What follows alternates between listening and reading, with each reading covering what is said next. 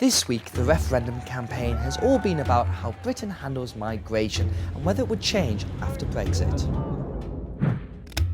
The Conservative Leave campaigners Boris Johnson and Michael Gove suggested that Britain could adopt an Australian-style point system after Brexit to control migration, even though Australia has a higher per capita migration than Britain does.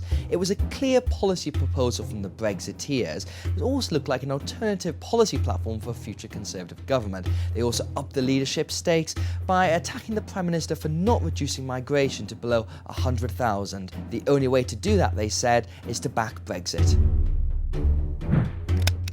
The Conservative Prime Minister David Cameron appeared on stage with Labour's Mayor of London Sadiq Khan to try and show there's no party warfare in the Remain side.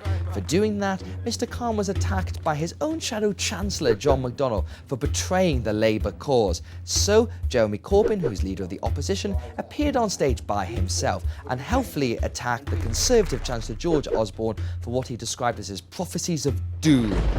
Finally, Alan Sugar, the diminutive businessman and star of The Apprentice, said that if British voters voted for Brexit, they'd be taken for mugs.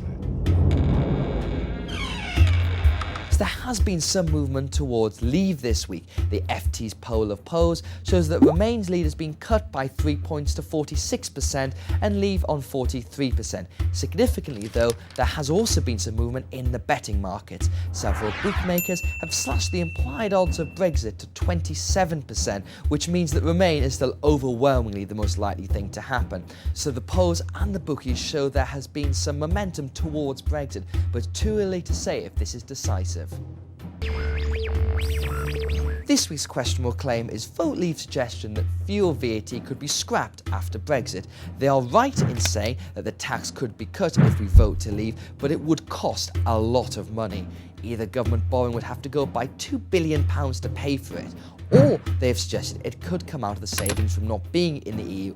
Most economists reckon that after Brexit, Britain's growth would be slower, and if the shortfall was more than 0.6%, public finances would deteriorate and slashing petrol VAT could only be achieved through higher taxes or austerity.